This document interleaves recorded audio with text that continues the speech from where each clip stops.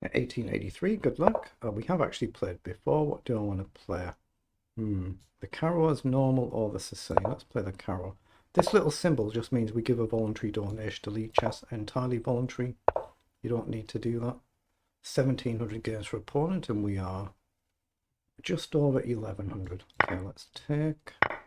What do I want to do here? I'm actually going to go with the bishop this game. Normally I do the knight or the knight. I'll go with the bishop this one. Kick the knight. He's gone back. Again, dropping back here is the correct book move. It depends how aggressive our opponent wants to be, but it can come back this way. But stick to principle. Pawn, he'll probably rush down the board. Or he could develop his knight. There's lots of options for our opponent to do here. But we're just going to try and develop in castle. Yeah, I need to experiment with the openings a bit more, don't I? Play a bit more Sicilians and so on. I need to mix it up a little bit.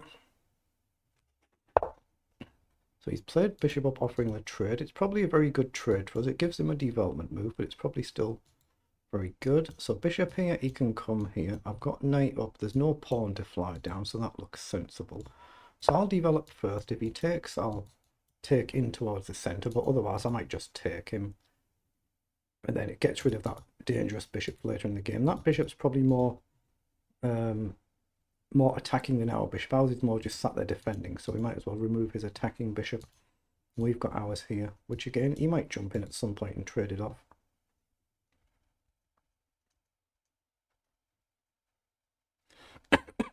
Our previous game could have been in any time control. If you played someone before, if you hover over it, you'll see your score there. If you click on it, it'll bring the games that you've actually played, but obviously I won't do that while I'm actually playing one. So is he going to look at going queenside? I think I'm going to get rid of that bishop now. Just with that development move, I wonder if he wants to go this side. So I'm going to hold on. I'm going to develop my knight and holding off castling whilst we see, but I'm probably still going here anyway. Just got to figure out what I'm going to do. Queen here, queen here. You don't really want to go here and give him a discovery, so maybe here. Or we can try and look to strike out and push one of the pawns at some point. Well, he's played knight in, so that's kind of standard. We can get our, excuse me, our knight developed. I think that makes good sense. Now, we don't have to go here, but we could. But it's a very logical, common sense development move. It might walk into a pin, but it's not a big deal, I don't think. Knight here. It stops him going here as well, so let's go there and cover this. I might need to move my queen, so if he comes here we can shift the knight again, or we just commit and we castle.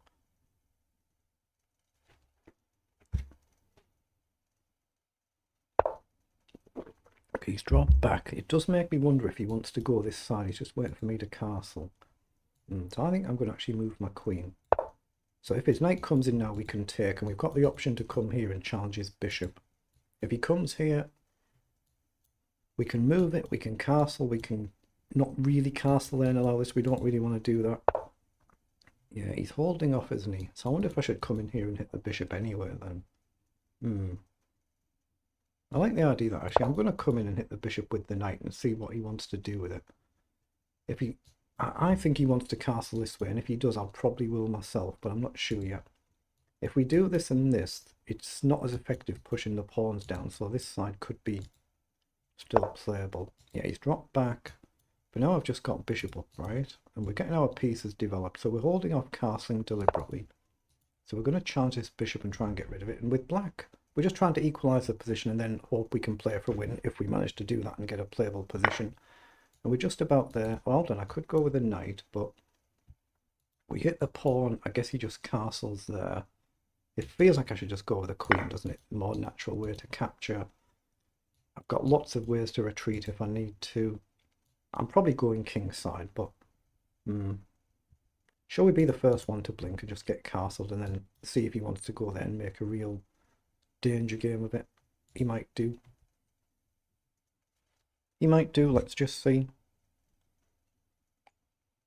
But you can imagine if we castle opposite sides, all the pawns are going to fly. He's committed and he's castled that side, so I'm going to do the same thing. It's where I really wanted to go, so it's going to be a slow slog, isn't it, trying to find a way to break through. So can we sack a pawn? I don't like the look of that. Maybe I can push this one, preparing a push. Maybe we can do that. I like the look of that. Doesn't create or threaten anything, it just chucks a pawn at the board, gains that little bit of space. So his knight has moved, so he maybe jumps in here, but there's no immediate threat. I could play back and offer the queen trade, looks fine, but again, we're not creating anything. So I'm just looking at whether I can push here. I think I'm going to play rook across. If he attacks the pawn, I can always try and defend it. I'm guarding. Well, actually, can I? Well, maybe you've gone wrong. Here, can't really go here because this would be double attacked, but might have gone wrong. Might have just hung a pawn. I mean, I guess I could go back if I really wanted to and waste the move. Just I'm trying to prepare a pawn push and push these queen side, keep the king side safe. Watch out for an attack to my queen. Now I can't run this way now, so we might end up coming back over. He might try and do something like this. That's what he's gone for. But now I can come here and pin the rook.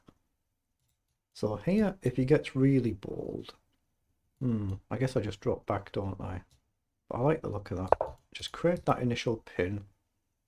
I'm threatening a move like knight back, and he can go back and we can trade. And that puts us into an end game. So knight back is a potential move. He's fine. He's not a risk of losing the queen or the rook. He can just drop back. We can trade and then try and push forward and try and hopefully end up with an extra pawn this side. That's what we'd like to do. Whether we can do that is another matter. He's building a dangerous attack with me, so I feel like I need to get on with this. So what if I just play c5 now? He doesn't have rook here.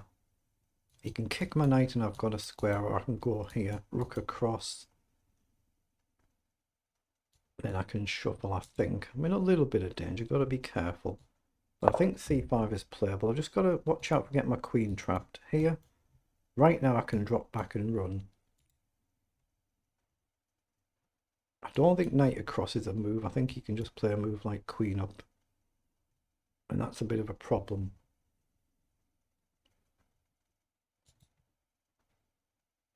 If he takes, I think I can take back, but we've got to try and figure it out. He's got this. Oh, I can't. He's got knight in. If he takes, he's got knight in, so I can't actually take back. So I'll have to play a move like knight across, hit the rook. But even if I take with a queen, he's got knight in, so I've actually effectively sacked a pawn. I might have sacked the game. I didn't see that. I've seen it now that I've played the move, but that's problematic, isn't it? Even if I go here and take, he's got knight in anywhere. So we might have to play a move like f6. Ooh, that's not what I wanted. That is not what I wanted, so I might have just blundered badly here. Yeah, I think he just needs to take the pawn.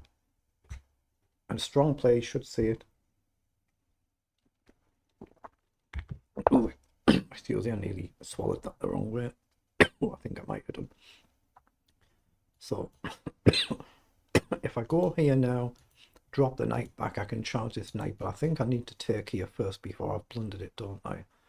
There's no immediate threat. Take, there's no follow-up, so let's get rid of this. But I've got to watch out for this knight jump, so I like the idea. Maybe knight here and knight back and challenge this knight. If I go here now, he's not going to take. If he plays queen up, I can drop back. If he trades, I'm still taking. If he trades, I'm still taking. And if he jumps in now, he only attacks the one rook. So knight here feels like a nice move. Knight back doesn't feel like I'm challenging anything. If I go here, I can drop back with a view to kicking this knight outright and see where he's going to go. So let's go there. He's not going to sack, so I think I'm safe to drop back. Queen here, I think I'm safe to drop back. Well, that's what he's gone for. So we'll just drop back and look to trade. The only problem with this line is that it simplifies the position, so it makes it a bit easier for both players to play. And if these pawns vanish, these three could settle the game. So that could be a bit problematic. But we're trying to kick this knight out of our half of the board if we can. Oh, he's chosen to trade.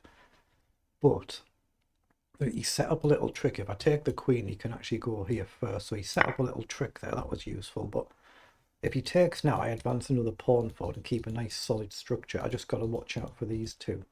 But yeah, that's easy to blunder that. And then the knight jumps here with a check. And then you take back and you've kept the piece. If you do lots of puzzles, you'll see that. Oh, he's grabbed the pawn. That I didn't expect. So I can come here and try and infiltrate. He's got queen back and I can take. Yeah, it looks fine. I didn't expect that. So I've got rook here to try and come in.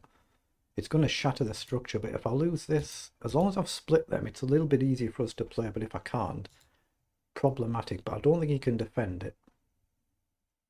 I expect a move like this. We could always trade and then take, or we can just take the pawn.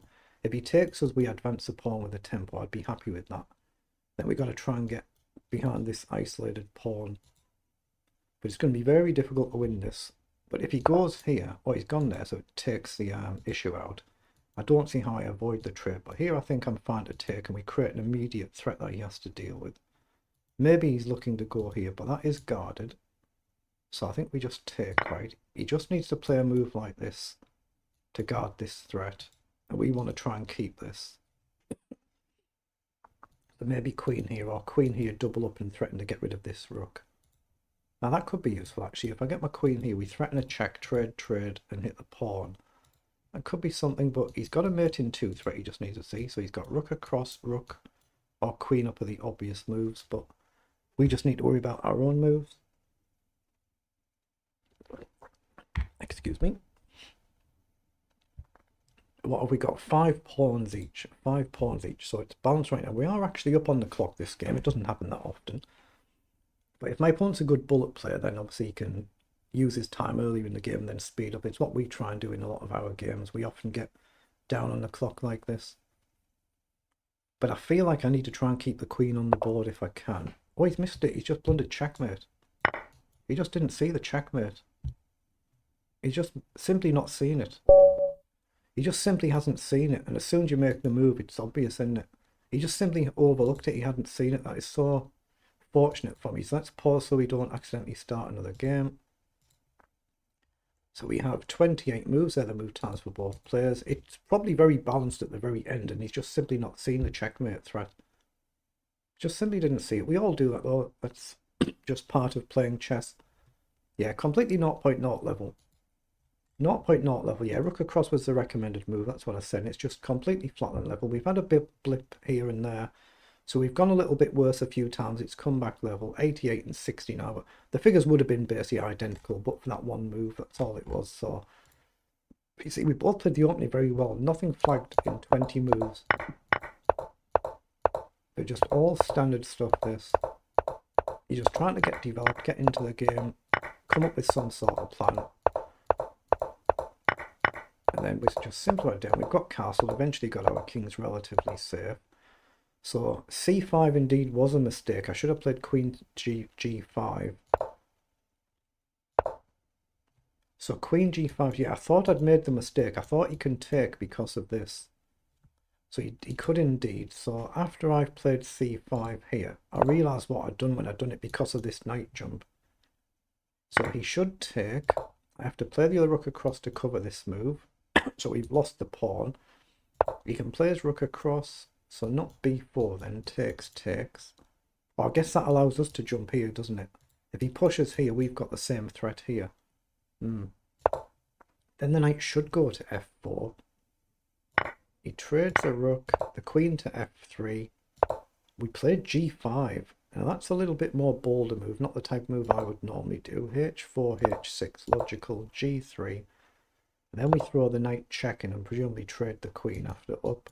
Although if we trade, is our knight trapped? See, that's not the type of line I would go in for. That's what we should have apparently done. Okay, I didn't see all that. I saw this move, of course, but that was it. I didn't see all of that. So here it's still level. We have another little blip coming up here. Oh, I should have played knight takes pawn. Oh, because his knight would hang. Wait, what?